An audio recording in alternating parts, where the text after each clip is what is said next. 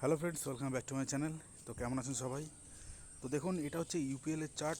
Finally UPL আমাকে target দিল। তো দেখুন, এই ট্রেডটা আমার কাছে এসেছিলো 13 তারিখ। যে স্ট্র্যাটেজিতে আমি কাজ করেছি সেটা হচ্ছে ওপেন ইকুয়াল টু লো। ওকে। তো নর্মালি যদি আপনারা আমার ভিডিও দেখে থাকেন তাহলে আপনারা জানবেন আমি নর্মালি দুটো স্ট্র্যাটেজির উপর কাজ করি, এবং এখন কারেন্টলি আমি একটা নতুন সেটআপের উপর কাজ করছি, সেটা হচ্ছে ডোজি ক্যান্ডেলের উপর। ওকে। কিছু কিছু ট্রেড আমি ডোজির উপরে নিয়েছি, সেগুলো আমি আপনাদেরকে দেখাবো। আহ, এই যে ট্রেডটা, ইউপিএলের যে ট্রেডটা, এই ট্রেডটা আমার একটা পুরনো ট্রেড ছিল। আমি আগের ভিডিওতেও আপনাদেরকে এই ট্রেডটার ব্যাপারে ডিসকাশন করেছি। এর আগে আর একটা ট্রেড ছিল যেটা হচ্ছে ওএনজিসি, ওটার চারটাও আমি আপনাদেরকে দেখাবো। ওটাও অলরেডি টার্গেট হয়ে গেছে। তো মাঝখানে আমি ভিডিও বানাতে পারিনি, কারণ আপনারা জানেন যে দিওয়ালি চলছিল। ওকে। তো দিওয়ালির জন্য আমি এইটা নিয়ে একটু ব্যস্ত ছিলাম। ওকে। তো কালী পুজোর মধ্যে আমি আর কোনো নতুন ভিডিও বানাতে পারিনি। তো তার মধ্যে ওটা আমাকে টার্গেট দিয়েছে, সেটাও আমি আপনাদেরকে দেখাবো। এবং আজকে ক তারিখ? আজকে হচ্ছে 28 তারিখ। 28 তারিখে ইউপিএল আমাকে টার্গেট দিয়েছে, সেটাও আমি আপনাদেরকে দেখাচ্ছি।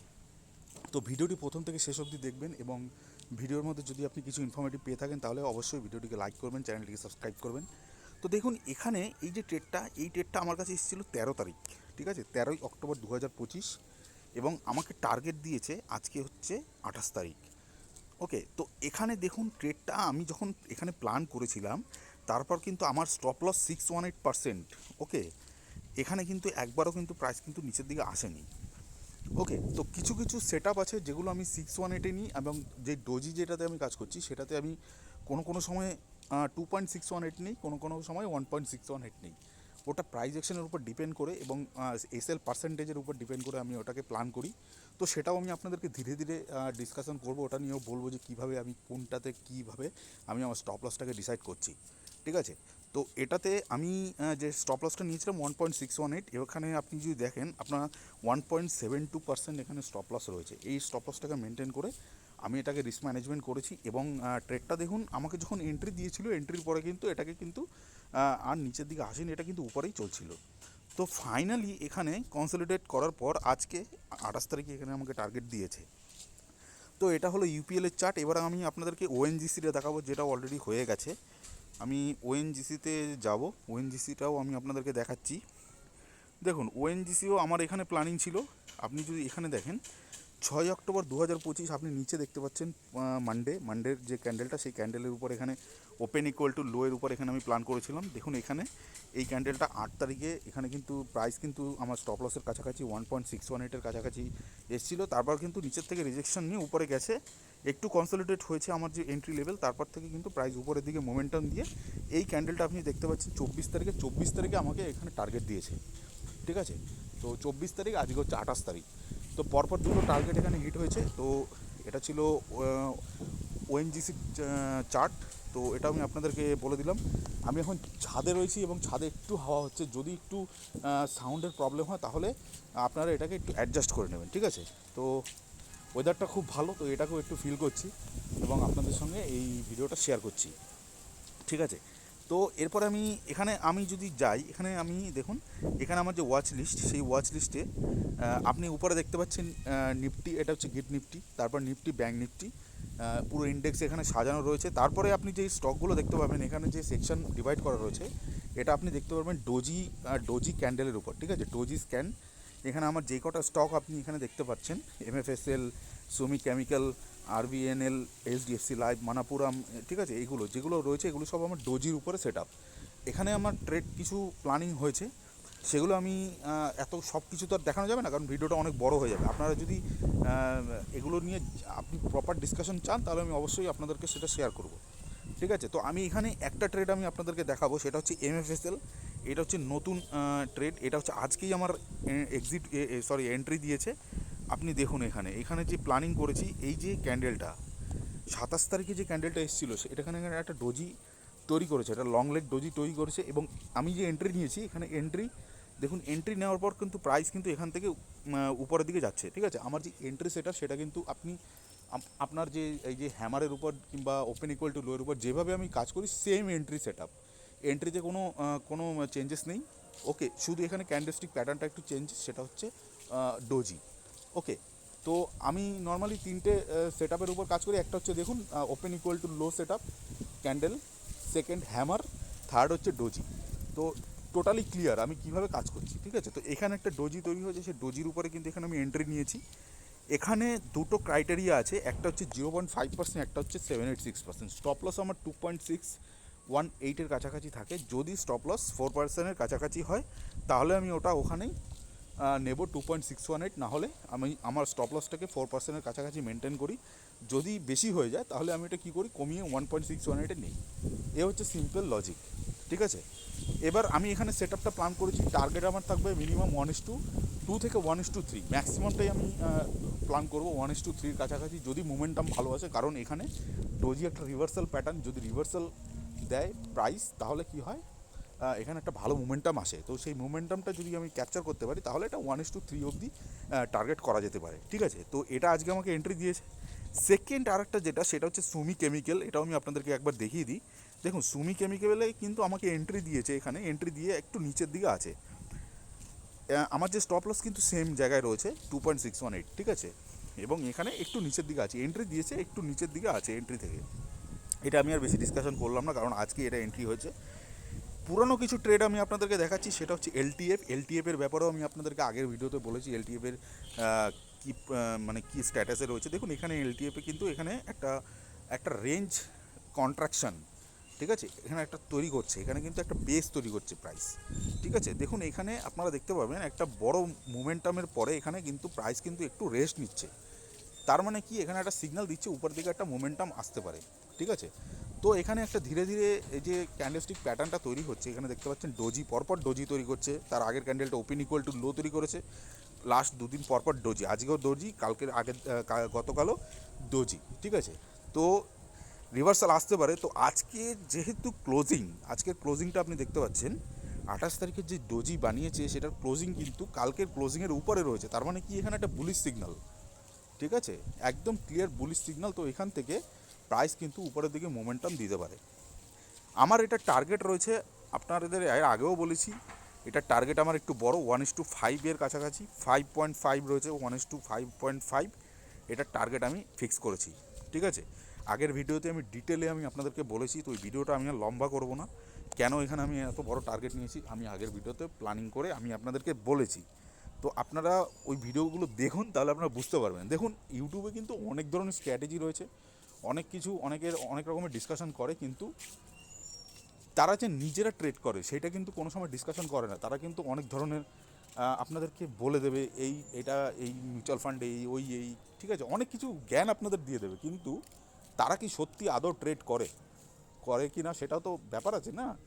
আপনাদের একটু স্ট্র্যাটেজি বলে দিল, স্ট্র্যাটেজি যদি আপনি নিজেই ইউজ করছে না তাহলে সেটা বলে কী হবে। তারা নর্মালি দেখুন, আমার চ্যানেল ছোট, যেটুকু আমি ট্রেড করি সেটা ডকুমেন্টেড হিসাবে আমি আমার চ্যানেলে রাখি এবং সেটা আমি আপনাদের সঙ্গে শেয়ার করি।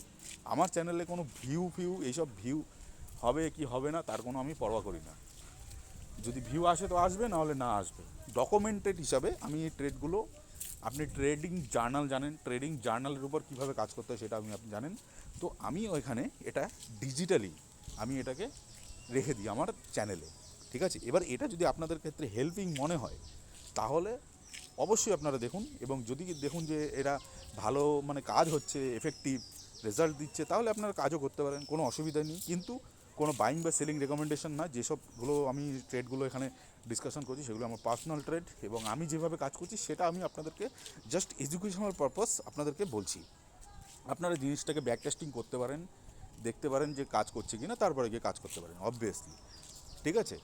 তো এটা হচ্ছে ফান্ডা। ধীরে ধীরে আমি আপনাদেরকে আমার পিএনএলও শেয়ার করব, সেটা সময়ের অপেক্ষায়, ঠিক আছে। কিন্তু আমি করব, সবই করব, আপনাদেরকে ধীরে ধীরে সব করব, ঠিক আছে।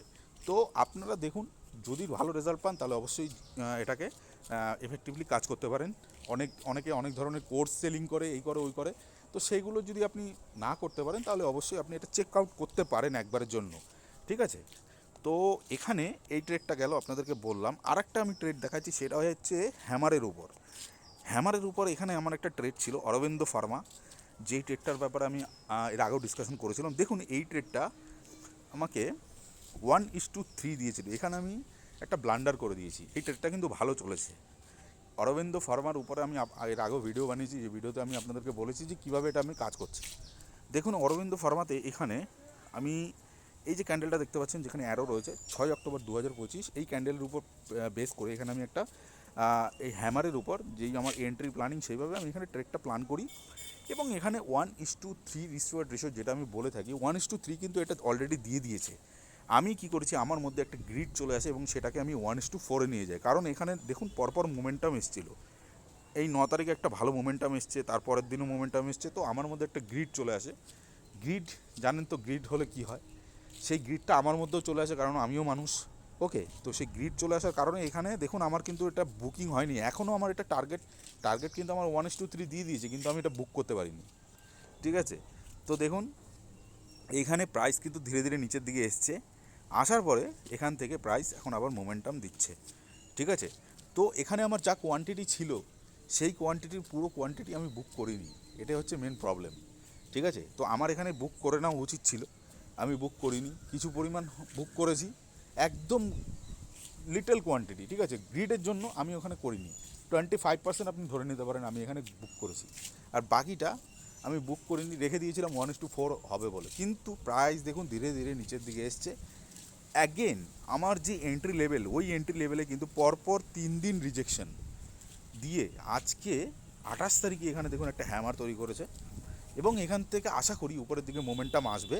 এবং এটাতে যেহেতু আমি 1:4-এর প্ল্যানিং করেছি, তো এটাকে আমি 1:4-এই রাখবো, কারণ প্রাইস যদি হায়ার হাই মেনটেন করে, তাহলে আগের যে হাইটা তৈরি করেছিল, এই যে প্রিভিয়াস হাই 10ই অক্টোবরে যে হাইটা, সেই হাইটাকে ব্রেক করার চেষ্টা করবে প্রাইস, এবং উপর একটা নতুন হাই ক্রিয়েট করবে। তো নতুন হাইটা আমার ঠিক 1:4 টার্গেটের কাছাকাছি রয়েছে, তো আমি এটা ওখানেই এটা টার্গেটটা প্ল্যান করার চেষ্টা করব। ঠিক আছে, তো এই হলো ওভারঅল আমার ট্রেড। আমি এরপরেও অনেক ট্রেড আমার কাছে এখানে রয়েছে, তো সব কিছু কিন্তু এখানে ডিসকাশন করা সম্ভব না। দেখুন এইচডিএফসি লাইভ এখানে আমি আপনাদেরকে দেখাই, আর একটা দেখিয়ে দিচ্ছি, দেখুন ডোজির উপরে। ঠিক আছে, দেখুন ডোজি এখানে হয়েছিল, এই যে ক্যান্ডেলটা আপনাদেরকে আমি দেখাচ্ছি। ঠিক আছে, এই যে ক্যান্ডেলটা, এই ক্যান্ডেলটার উপরে আমি এখানে প্ল্যান করেছি, সরি এই ক্যান্ডেলটা না, এইখানে যে ক্যান্ডেলটা, এই যে 17 তারিখের যে ক্যান্ডেল, এটা ডোজি, এক্স্যাক্ট ডোজি এখানে হয়নি, এখানে একটা স্পিনিং টপ মতো তৈরি করেছিল এটা।